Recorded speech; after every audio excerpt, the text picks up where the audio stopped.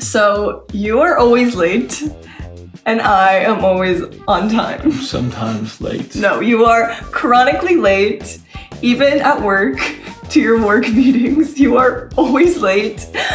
Okay, but to my defense is because my colleagues are late too, right? So it's just... Yeah. Okay. But when we say late, we just like a couple of minutes late. Yeah, but for okay? no. You will say like even if it's like 15 minutes, you're like No, it's fine. that is not true. Anyway, That is not true. This is something that has been a source of friction for our entire relationship because you are French and I am Japanese/American, and in my life, I've always been very on time. Too much on time sometimes, because there are a lot of times where I'm just waiting by myself. Yeah, because and you create like you get anxious. Yeah, and I get stressed. you get like ugh. But anyway, why don't you explain your side? Because in France, it's like part of the culture too to be late, or like to have more flexibility. Okay, well, okay. First of all, is it okay to be late?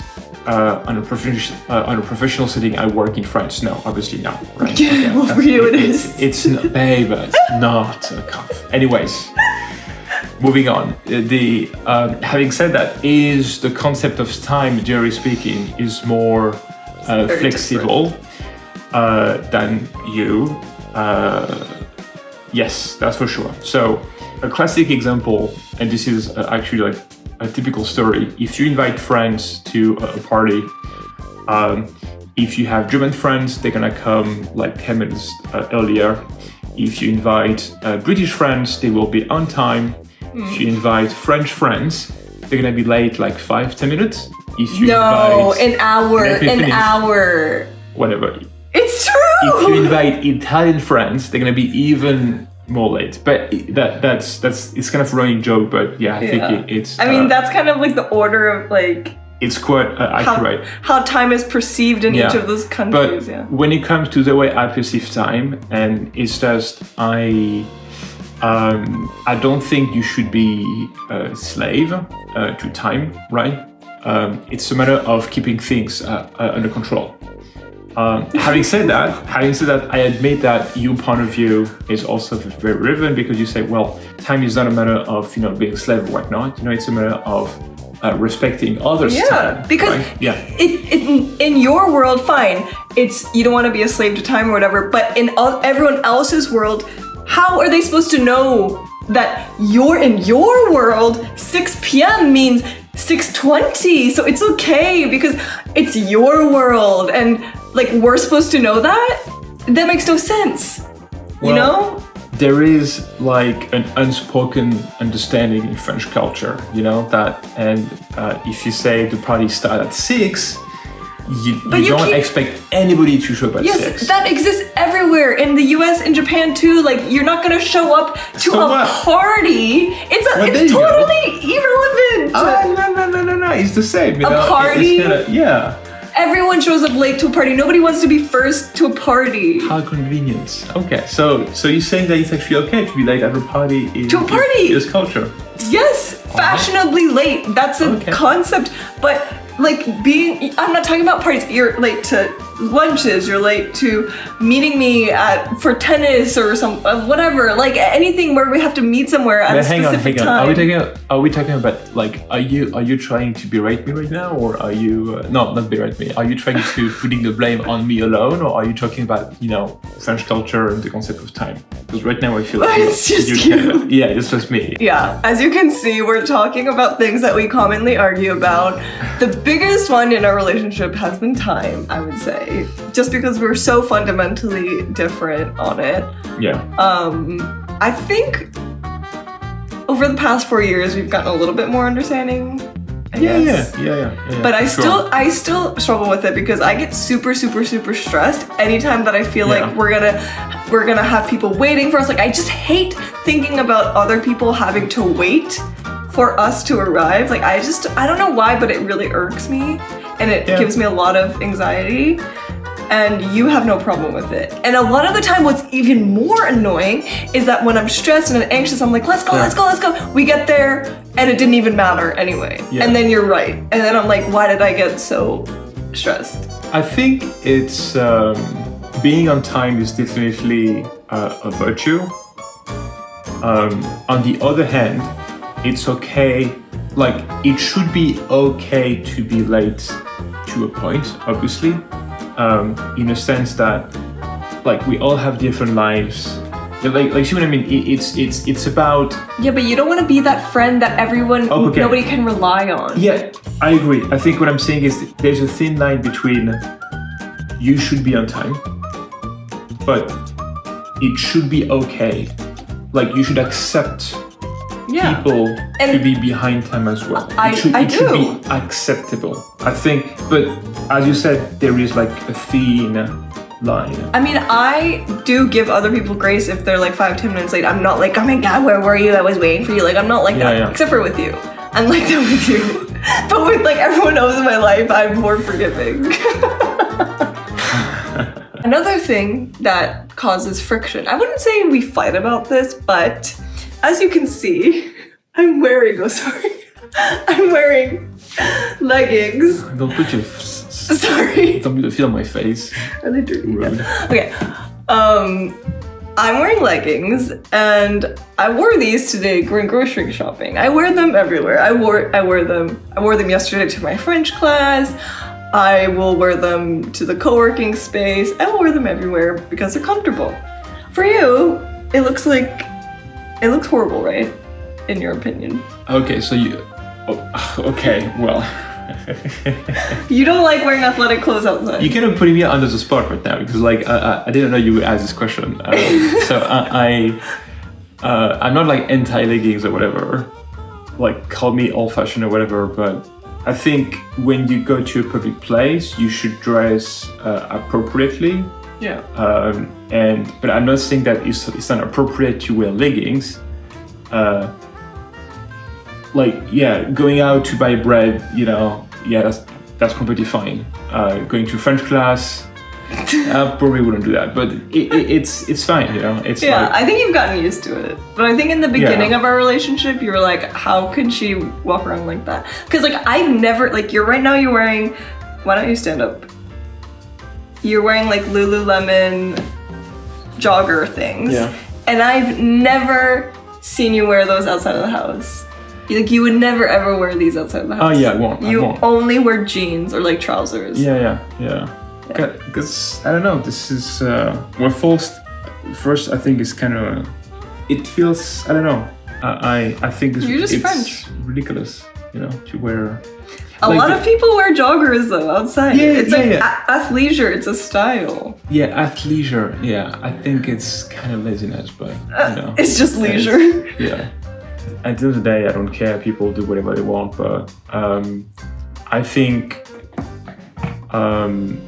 dressing appropriately, when you go to somewhere or you meet friends and so on, it's a bit like time, it's a sign of respect. So why don't you adopt that mentality for time then? Well, why don't you adopt time for your French class? Why don't you adopt it for time?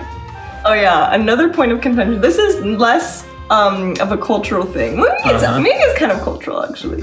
But you love going to museums and you love like history and walk. You could stay in a museum for hours and hours and hours. Yeah. That is not my first choice when it comes to activities. Yeah. I will go to a museum, but that's probably low on my priority list. Yeah. Which I think is crazy.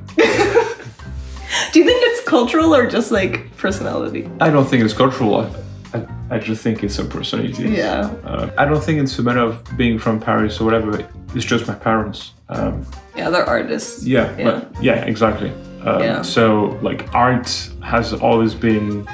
They would go to art exhibitions all the time. So obviously they kind of passed that on to me. Yeah.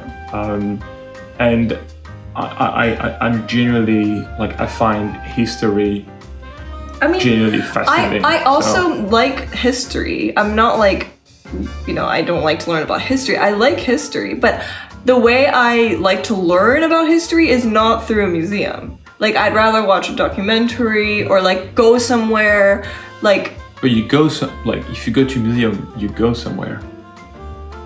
I know, but like, I don't know, just like walking around a museum is not engaging for me. But you know what I realized? I don't really You don't find this inspiring? Like, it doesn't like ignite your imagination, you know, to imagine people living in, you know, those clothes, or, you know, using those tools, you know, or being in like those places like 2 centuries or... No. You know what I've realized though is I don't like, okay, so there's certain museums I don't like and there's certain museums I do like. So the ones I don't like generally are just like galleries or just like paintings everywhere, like whatever. Like that gets repetitive really fast for me. I don't like artifacts, like you said, like tools and clothes, like that does nothing for me. I prefer museums like the London History Museum, where you walk through and there's like stories and there's specific times, like there's specific dates and events and like illustrations, rather than just like big paintings. You know what I mean? Does that make sense? I'm surprised you don't like paintings though, because like paintings are probably the most... Like that's the most common. I like sculptures. Like they're like photos of the past, right? Obviously, like they're not photos, but no, because a lot of them are like... They're meant to give you a sense of what it was, you know, to be a person. I guess. I don't know, but a lot of them are just like... A lot of them are like religious or just like landscapes. I don't know. I like them, but they're not like... Oh my god, I love them, you know? Like I really need to go to this art gallery. Like I'm never like gonna say that. Okay. I mean that's fine. That's fine. Yeah. That's fine. Okay. And then last one, oh yeah. This is actually quite a big one.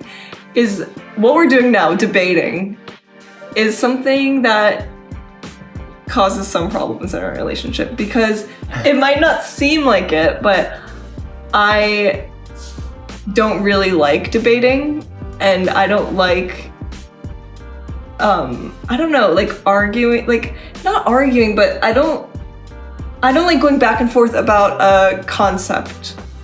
You know what I mean? And whereas you, I think because you're French and French people grow up with debate, and you're like encouraged to be open about your opinions, and even with family members you go back and forth arguing about certain things, whereas when I like with my background, it's not as common to do that. Like you don't just like randomly start an argument with somebody like about, I don't know, like climate change or whatever. Like you kind of try to be... Did this just go out? The ring light went out, but whatever. We'll just continue. What was I saying? Oh yeah. Yeah, in the States and in Japan, debating, people are not really encouraged to argue. In Japan for sure, but I'm quite surprised that obviously you are encouraged to debate in the US as well. But it's like, it's less intellectual. Like I feel like when you debate, it's like in class. Or in a specific situation, whereas in France, it's like anytime, in any situation, you can start debating about intellectual things, you know? I mean, the concept of sharing opinions, even when you don't necessarily know what you're talking about, is... that's the other thing. You guys are so confident when you argue. Prevalent. It's a thing, and it's a problem, you know? It's a problem, you think? Well, I mean, it has pros and cons. The main cons is, as I said, sometimes you have people like arguing or debating, but they have no idea what they're talking about. That happens a lot in...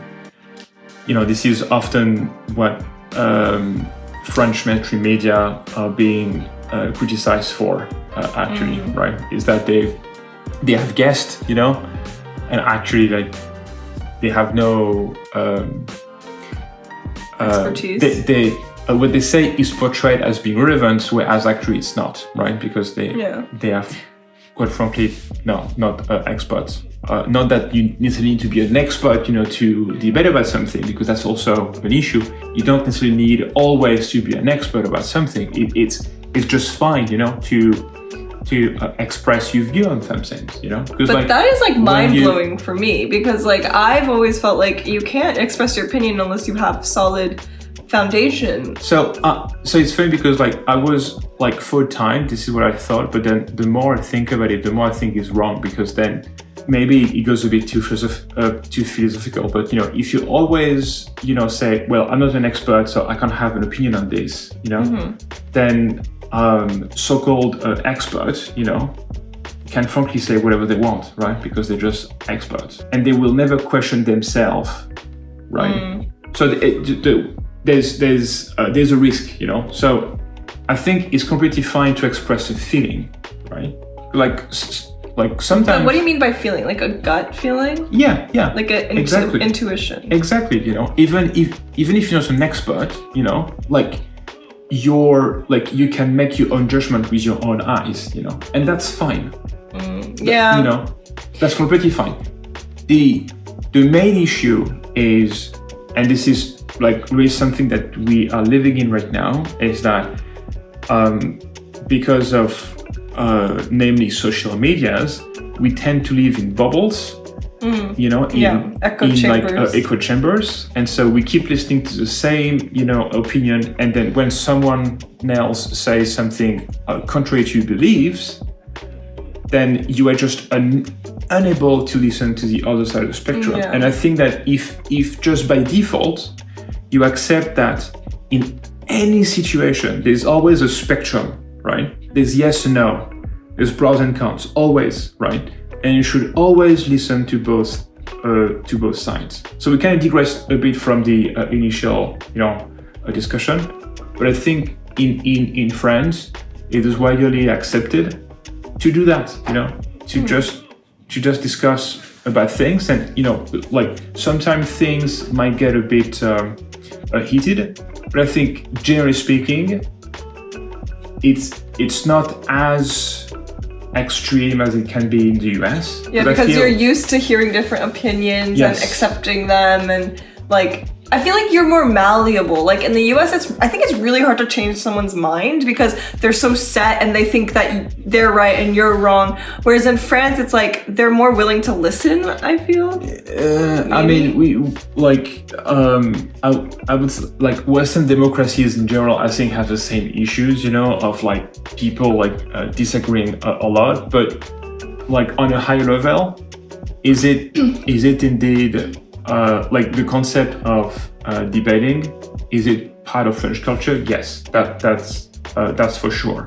But I think that's something that really stuck out to me when we first started talking, is like your ability to like step back and be like, okay, maybe I wasn't right. Maybe like you also have like something of value to say, or like your opinion is valid or whatever. Like that's something that now that I'm kind of realizing it might have to do with the fact that you're more open to debate, or like you're better at debate, or like that's like more natural to you. It might be a component for sure. Yeah, I mean, yeah, I think there are multiple factors to it. My culture, my family background, I think it's fair to say had an impact on that, but I think it also. It's not your personality. Yeah.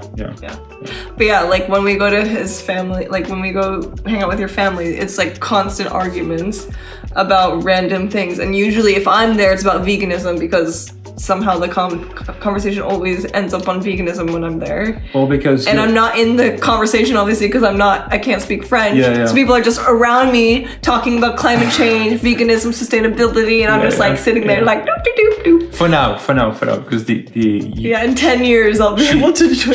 She's learning French and she has made tremendous progress. So I have. Well, you have a lot of faith. I'm hopeful that in a couple of years you'll be able to stand your ground. In a couple of years? No, yeah. I would say 10. She will stand her ground. Okay, so that's it for this video. I hope you enjoyed it.